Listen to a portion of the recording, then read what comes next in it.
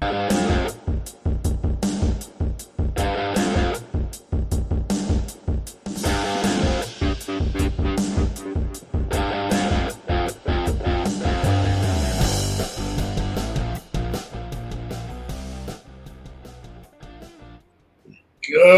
morning, hockey fans. This is Stephen Heisler and Eric Ballard.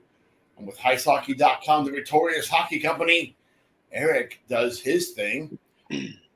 This is the Junior Hockey Morning Show. We are on the World Sports Broadcasting Network, WSBN.TV, Facebook, Twitter, YouTube. Today is Tuesday, June 6th. Guest again is Eric Ballard. The topic, we'll touch on the Stanley Cup game from last night, get to gloat a little bit. David Branch, and we'll be out of here in 15 minutes because otherwise I'll cut the show off by myself. So we got a time limit, Eric. They're getting rude to me. That's all right. The Panthers were crushed again last night in Vegas. Are the Knights just too big and fast for Florida, Eric? Boy, I don't know. When you said Knights in 4 to start, I said that the Knights would get game 1 because Florida was off for 9 days. A little bit of timing issue, I thought. But, boy, I tell you, Vegas looks really good right now. They're going to have to bounce back in Florida. But right now, if I was to take a look at it, I hate it. It's like vinegar in my mouth. You might be right. It's like a broken clock, right? Twice a decade. So before getting into today's article, I want to say that the article in today's show is in no way directed at Regina Pat's forward Connor Bedard. What that kid has done this year is absolutely incredible and has been fun to watch. Eric?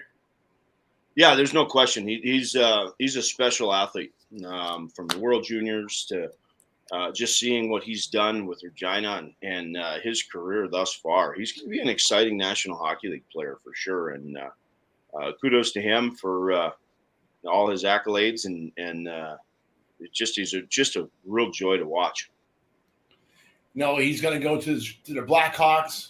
I have mixed emotions about that. My dad was with the Blackhawks for many years, working in the office and hockey ops. Just a great atmosphere for Chicago. It's kind of like the Michael Jordan. I know it's a lot of pressure on the young man to say something like that, but his impact on Chicago will be enormous, and we look forward to seeing it. With that said, isn't it not kind of strange to name a trophy after a man that's still directly involved as a league commissioner? Could you imagine if Gary Bettman decided to do the same thing and rebrand the Hart Memorial after himself? Eric? You and I talked about it briefly yesterday. I'm assuming he didn't name that himself. I'm assuming there had to be a board of directors that in honor of him and his contributions to the game and CHL and Ontario Hockey League. I would think that they came up with that award based on his commitment to the game up there. I have a hard time believing he's going to ink his own award. I don't know. I think if I'm still alive and I'm still kicking and I'm running a hockey league, please God, don't name an award after me until I'm dead. Please wait till I'm in the dirt, Eric Branch has sat on top of the CHL since 1979. Graham James ran amok under his watch. A recent announcement from Hockey Canada stated that no player from the 2018 World Junior team is eligible to play for Canada's national team. This includes the upcoming 2023 World Championships. Do you want to take a guess where almost every player from that team came from? Oh boy, that'd be a tough guess. I don't spend a lot of time across the border, but probably from the OHL. OHL, Western Hockey League, a couple of guys from the Q. Okay. Yeah, it's there's so much. You read this stuff, you hear about this stuff. You've been in the game a long time.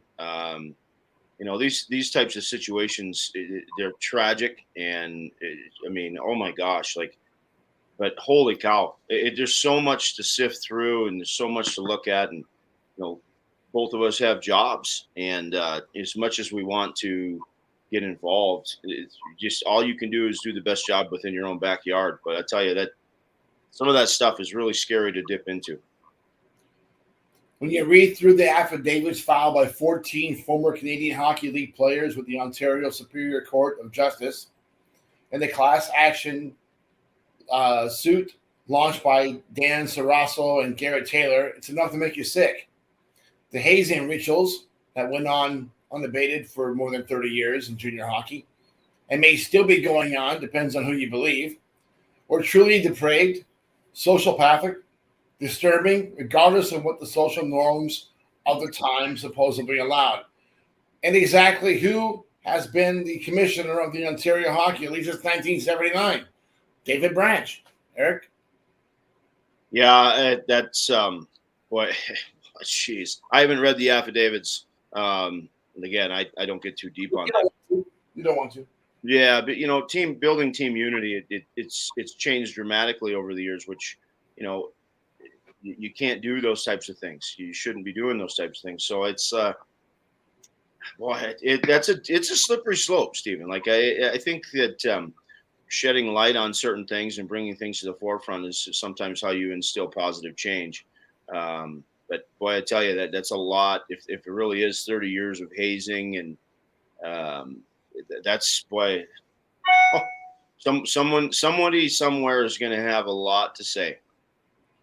I have to not be the only person that is thinking this, and this is off script again. How does hockey and how do Canadians that love hockey sit back and know that all these folks from Hockey Canada heads have rolled in that organization? And how did David Branch come out unscathed?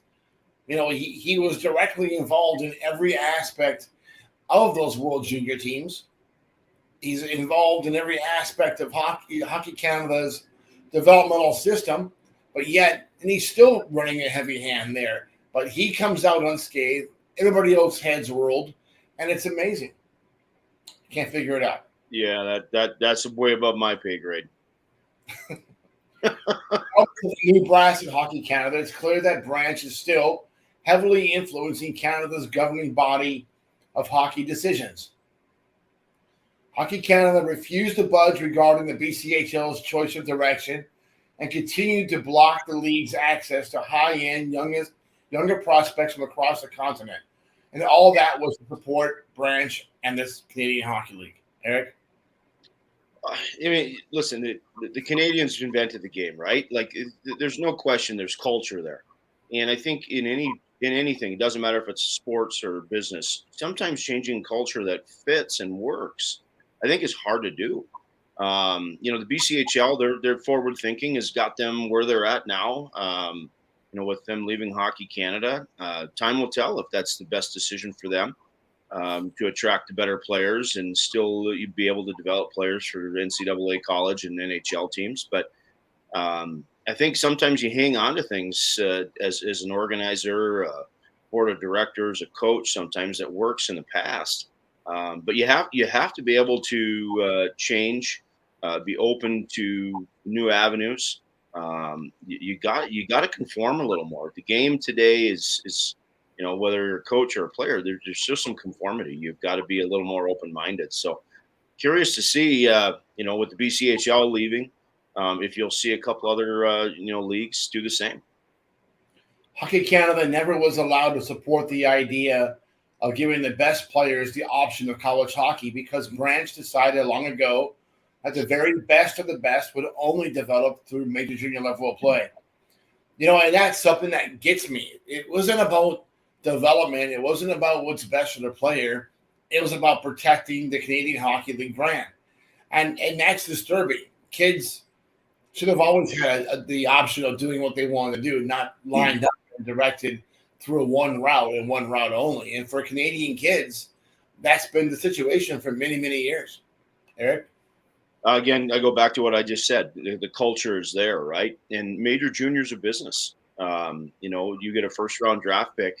There's NHL money on the table, so it becomes a farm program for the National Hockey League. Which, again, for many, many years, and I'm not that entrenched in it. I scouted in the Western League for one season, but understanding their culture, it's a business, and I get it. I really do get it. I think the collegiate scene has really been unbelievably changed, and you see more college players playing in the National Hockey League than you ever have before. But, back 25, 30 years ago, most of those players came out of major junior or overseas. So, yeah, like I said, I think you just hang on to things that work. I don't know David Branch at all, but, looking at his age, he's been around, for quite a while. Those days were pretty prevalent on how to get it done back in the, 70s, 80s, and early 90s. The game needs to erase the stench Branch has left Philadelphia play in from his leadership. Everyone involved in the gross misbehavior of staff and players, from club coaches to the owners to Branch himself, had their collective heads neck deep in the dirt whenever a hint of trouble arose. Is it time for the old man to retire and erase his name off that dang trophy? Eric?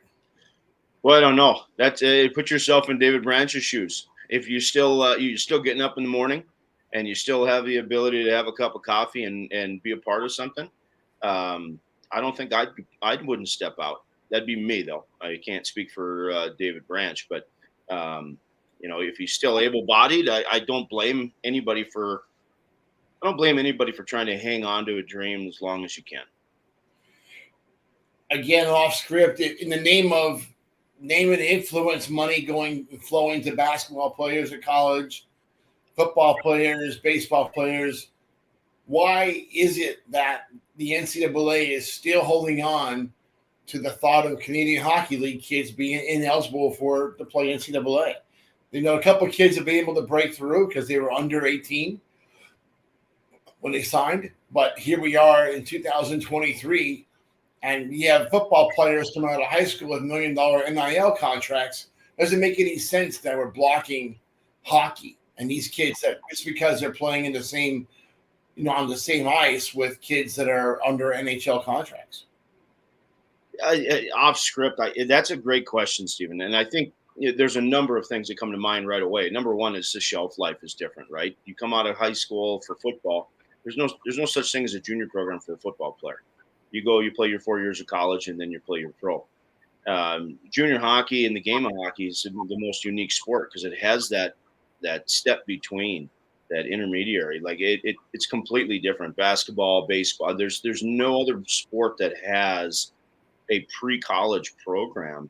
So I think the one layer of that onion, if you will, would be that it's just a cultural thing. And the shelf life, the average, I was reading, I don't know, a couple of years ago, the average shelf life for an NFL football player is something like 4.5 to 5 years, and then you get the NHL where guys like Jaromir Jagr or Joel Pavelski, they defy, the odds of 10-year careers are not, they're not a unicorn. They're 10 to 15-year careers for some of these guys is pretty common. So I think it might come down to a money situation as well, long term. Absolutely. Problem. I hope things change for hockey. I hope that those kids do get the opportunity to pursue college if the NHL thing doesn't work out. Some of those kids get hurt. Some of those kids get hurt at 16, but they're washed up for college hockey. They can be, back by 19 or 20 years old and be able to play at that level, but they're unable to. But I'm hoping for a change. I think the USA Hockey and the NCAA do a lot to protect the USHL in this matter, and that's why they keep those kids ineligible. But it's we got to do something to fix that. And I'm sure it's not going to take more or much more than a really aggressive attorney to shake the trees and make that happen. But that remains to be seen. Eric? I think that just last thing, I think there is a college option. You have CIS. Those major junior players play CIS. So I truly believe that there's still that option. And there's quite a few kids that go play 2 or 3 years or 4 years of CIS, get their education, and still end up playing hockey at a professional level. Absolutely. Folks, that's it for today. Eric, got your cup. We hope that you enjoy your morning coffee and have an absolutely great day in hockey.